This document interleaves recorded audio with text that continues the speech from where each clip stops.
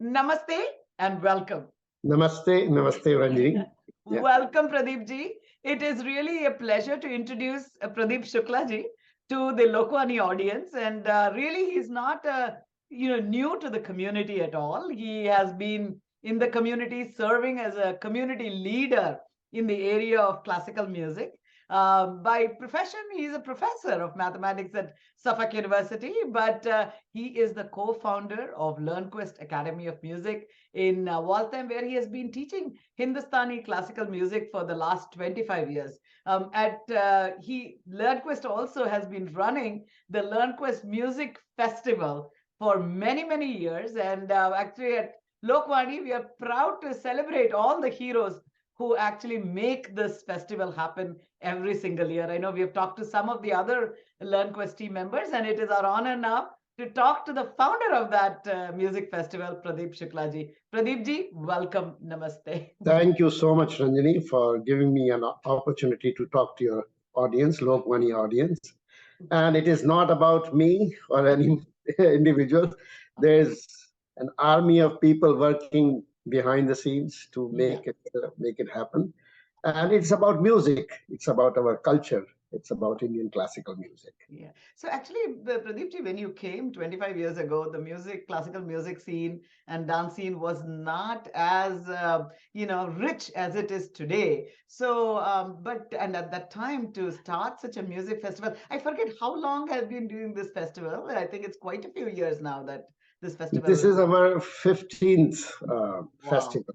Wow. We started in 2006. That was the first festival. I see. And then there was a gap of 3 years due to the pandemic. Yeah. And, so 2020, 2021, and 2022, we did not have any festivals. That's fantastic. So 15 years you've been doing this very iconic music festival. So what is special about the festival this year? What would you say is unique? This year, I think the uniqueness is that we have every possible instrument represented in this festival, be it flutes, ancient instruments like sarangi, shahnai, sitar, sarod, of course, every year we present. And accompaniment instruments, of course. Tawil. I suspect everything that goes with most of these very ancient instruments will be there, right? Like the tawil. Tabla, mridangam. Of course, all of that will always be there, I think. So, but no, it is really fantastic that, we have this opportunity to listen to this beautiful set of musical instruments that, are getting really rarer and rarer. People are not learning these instruments as much. And that brings me to the question. I mean, when you established Learnquest Academy 25 years ago, it's been hard work. What motivated you to found this academy and the festival? Actually, academy emerged as a coincidence, I would say. As the name suggests, Learnquest, it is about education. So we were a bunch of people who wanted to open a charter school. And we did not get the charter, unfortunately, because the education department of state of Massachusetts told us that we don't have enough community supports. So we thought that, okay, let's start an after-school program. And through that, we'll try to get community support. And music was a part of that curriculum, of that after-school program as an enrichment. And so we found after a year or so that music was growing by leaps and bounds. That was the need of the community. And the academic part was not growing as much. So then we decided in 1996 to turn it into a school of music. So that's how the Learnquest Academy of Music came into being. Oh my goodness, I did not know that you had actually started it as a idea to have a unique school, a full-fledged academics, yes, academic school, yes. Wow, that's an ambitious goal. But I'm just thinking what a dream it would be to have a school of that sort with, such music and such cultural Someday we may Someday we get to may. our intended Yeah. goal, but for now we are focusing on music. Well, we look forward to, who knows, when as the community grows and Yeah. also interest in world around in our music and culture grows, I think that could certainly take off. So, and then tell me about the festival. It's not The easy. festival after a few, so 96 actually, after 10 years, 96, the music school was established. And so after 10 years or so, we used to do small concerts. And then a bunch of friends, we got together and we missed this multi-day festivals, music festivals, which we remember from India. And so we thought, let's give it a try. So we wanted to do an all-night festival first, but then we thought, no, that will be too much. As you know, the Savai Gandha festival, the very famous festival in India, in Pune. So all night was not uh, that feasible. So we thought that we'll have a all-day festival. Yes. So in 2006, we had a 2-day festival, Saturday and Sunday all day, from 10 o'clock to 10, 11 o'clock in the night. Right, right. 10 And o'clock in the night. Yeah. what is the value, of such a long, multi-day festival in your mind? I mean, you're a teacher of music, you're a musician, great musician yourself. What would you say is the biggest value of doing such a multi-day festival? I think the biggest, I would say, gain uh, the audience can have in such festival is an immersive experience that you have non-stop for several hours in a day. Music, great music at the highest level, very high quality music you get to witness perform before your eyes. And that is quite an experience for the audience. And also you get to learn, you get to um, meet the artists, interact with them. And also it's also a social event. While enjoying um, and learning from the concerts, you also get to meet your friends. And of course, everyone has a personal connection with their music they like, Yeah. right? But that enjoyment doubles or becomes multifold when you enjoy something with your friends and a family together. Surely, surely. Discussing the subtleness of how some musician, did a particular raga in a particular way, or Yes, yes, yes, very I much think so. very much so. And I think to me, I don't know, I always feel that, we often go to concerts of people we know about, right? Like I'm more into the Carnatic world and I would probably go listen to people that I know about. But when you come to such a multi-day festival, you get to experience music that you may not have otherwise been introduced to. Is that Yes, also that's absolutely, yeah, absolutely. yeah, That's another aspect actually. So to tell you that initially so the first year we had only Hindustani, 2 day of Hindustani music. yeah. And the second year in 2007, we introduced Carnatic music also. Not a little bit, but in equal measure. So that is one of our uniqueness of this festival. Mm. And so initially, we got a little pushback from the audience. Oh, why don't you just segment it? Do 1 day Hindustani, 1 day Carnatic. And so people wanted to listen to only their music. I mean, Yeah, some comments we got. yeah. But we stuck to our pattern that we'll alternate. We'll have both music uh, on the same day, alternately, Hindustani Carnatic, Hindustani Carnatic. And after a few years, we got some appreciation from the audience. Some audience members told us that, oh, but if it was not because of Learnquest, we would not have known what beautiful music. I'm Hindustani audience members telling me that they enjoy now the Carnatic music. Also, yes. Right, right, right. Now, I myself remember that. And vice versa. Yeah, no, I was going to say, when I was young, I remember going to a concert, there was such a double concert at IIT, and it was the first time I listened to Pandit Shivakumar Sharma play the santoor, and I was Mhm. mesmerized. Like I would have never heard of that, instrument, but for the fact that it came, with the Carnatic thing. So I was like, oh, I might as well listen to the next thing. And boy, I was Mhm. so blown away by the beauty of the music. So, and also Yeah. you see the seamless nature of the, music, and that it's actually one unit. It's just a question of different presentations, So there's Yes, yes. a lot of, No, but I should mention that while until I was in India in 1980, yeah. I had no idea of Carnatic music. Really? Yeah, I was a student in Bombay, living in Bombay.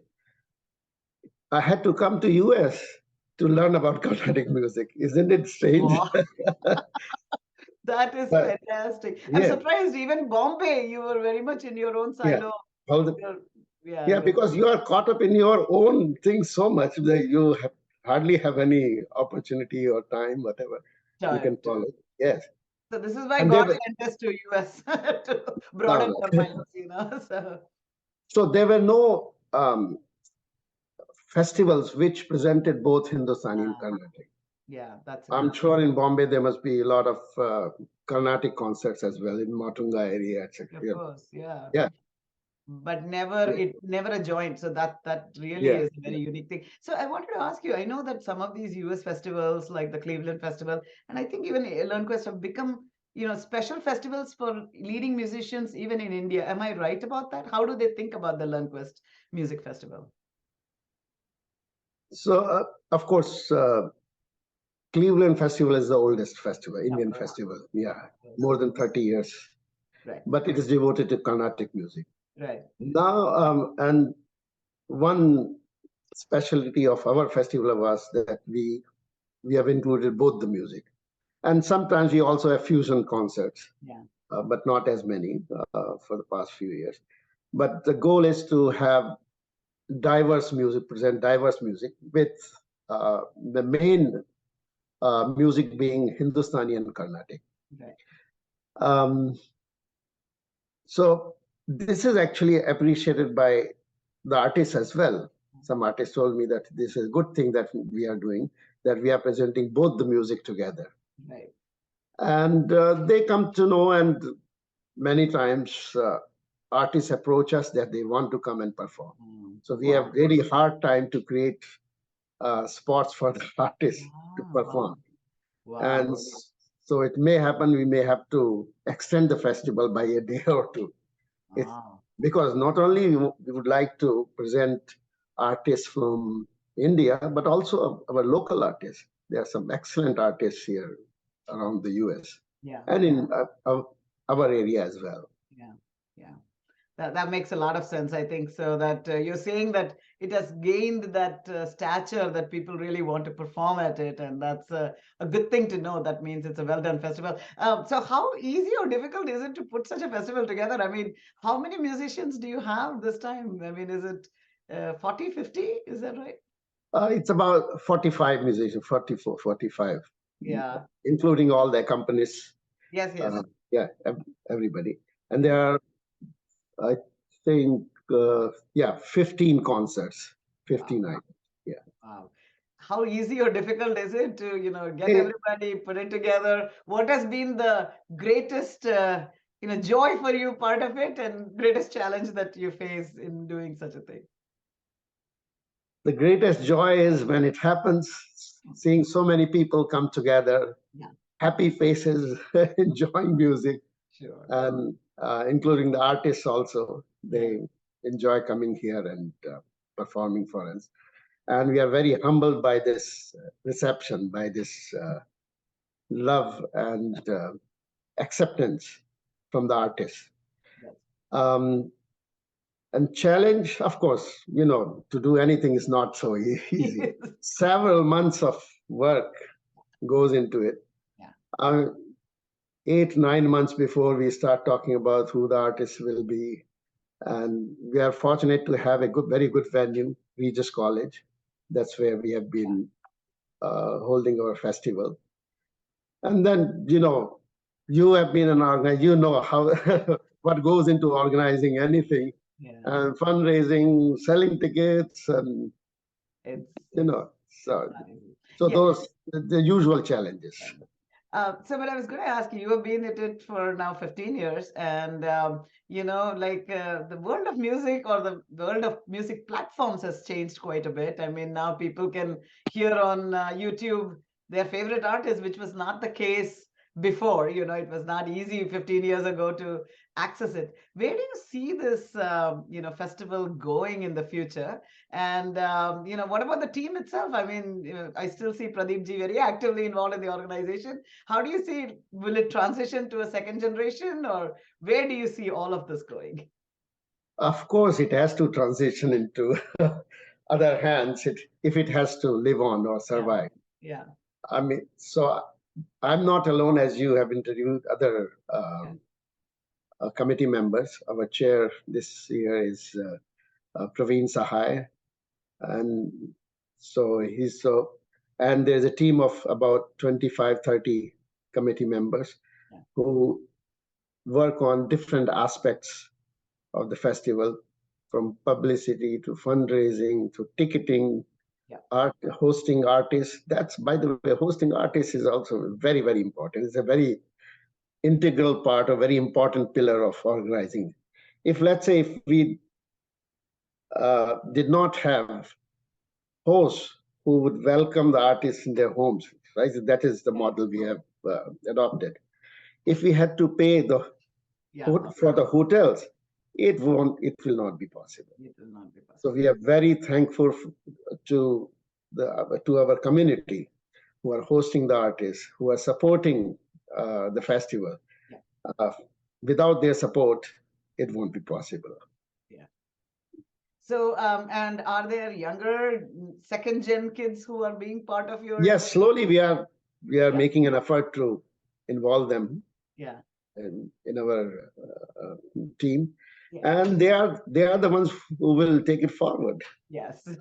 And how do you envision it changing in the future? With the advent of technology being so deep, do you envision such festival changing? Will there be cross collaborative intercontinental concerts, or I don't even know what the vision would be moving forward. So. Oh, you mean online? The festival itself, how do you think it would change? So during pandemic, since we missed our festival, we could not do festival for 3 years.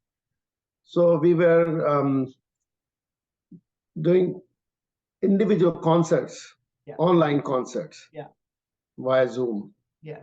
And so that was, but nothing like in-person concerts. Yes.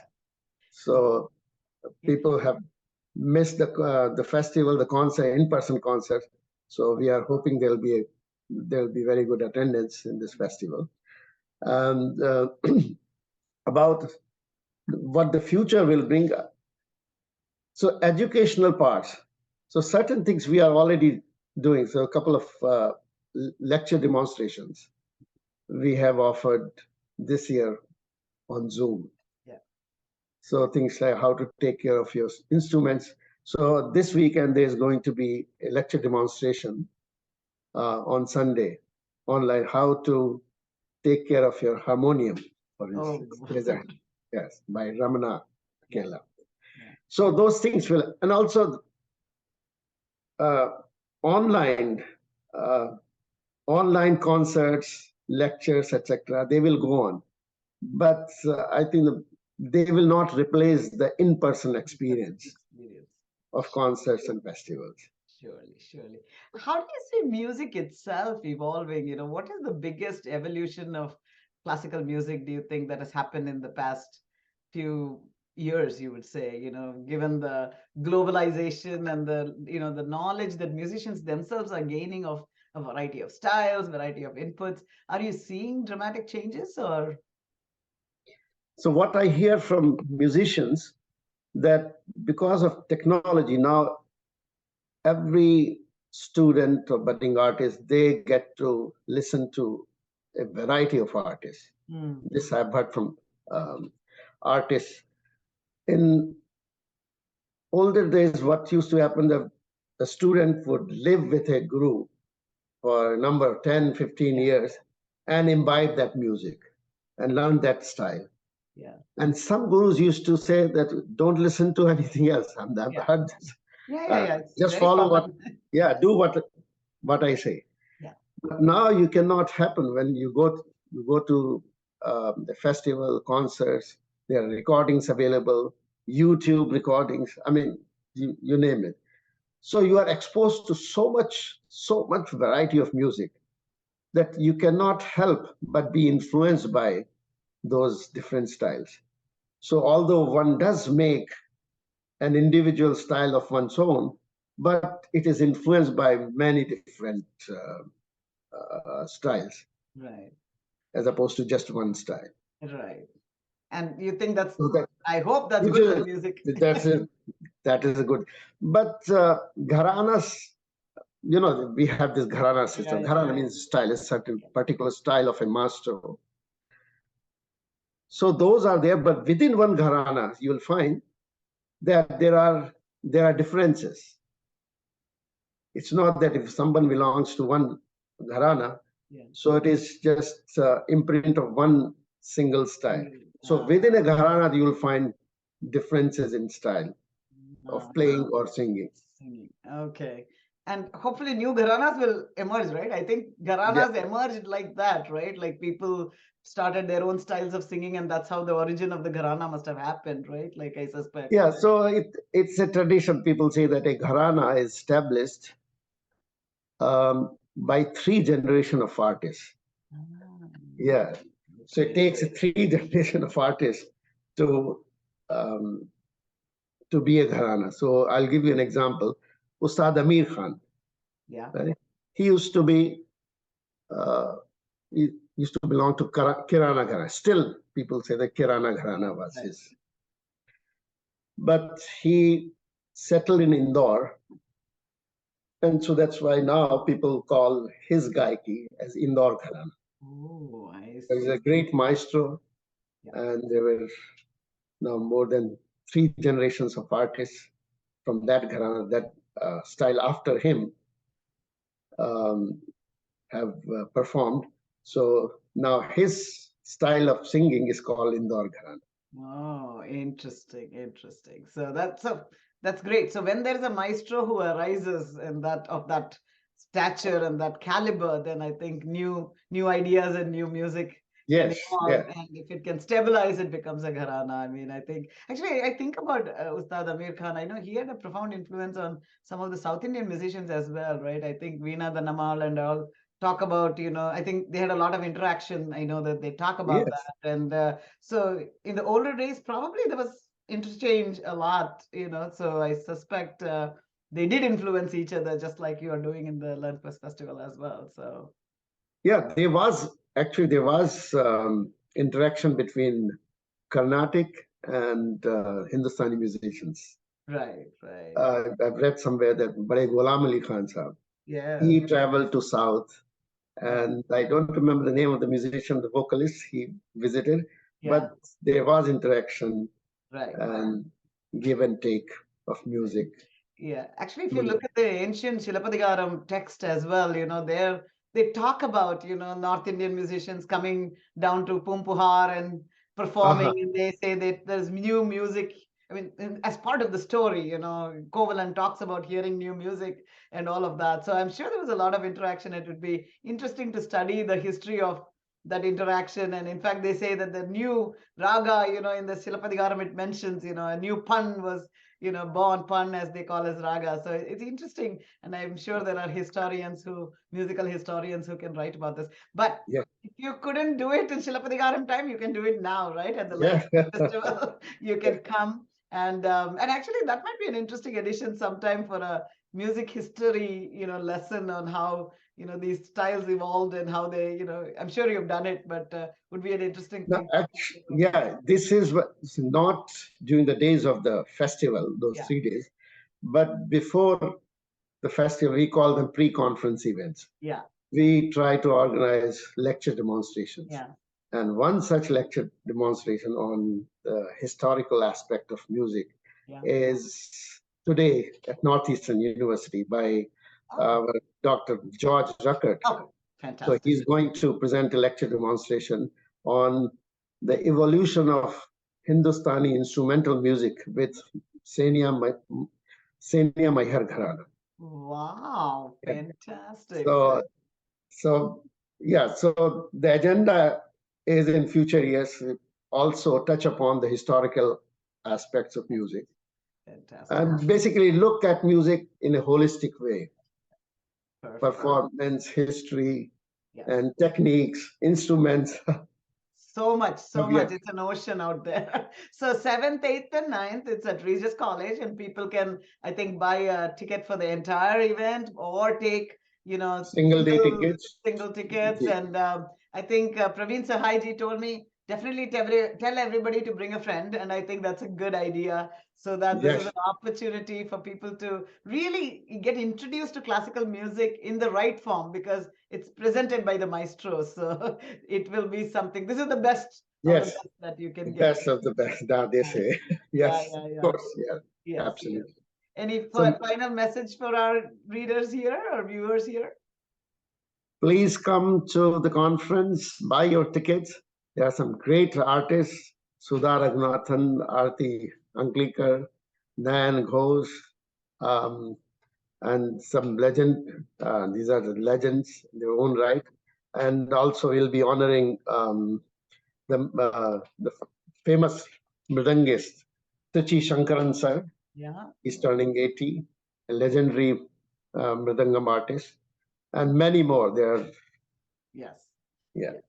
Look forward to that, and really looking forward to a weekend of enjoyment next week. So, as you said, immersive experience, meditative experience, all just very, very beautiful. Thank you, Pradeep ji, Thank you, Ranjani. doing. Thank you First of all, thank you for for doing giving me an this year opportunity. after for doing this year after year and enriching the New England community with music and the music festival. So, thank you so much, Pradeep ji. Thank you. Thank you, Ranjani.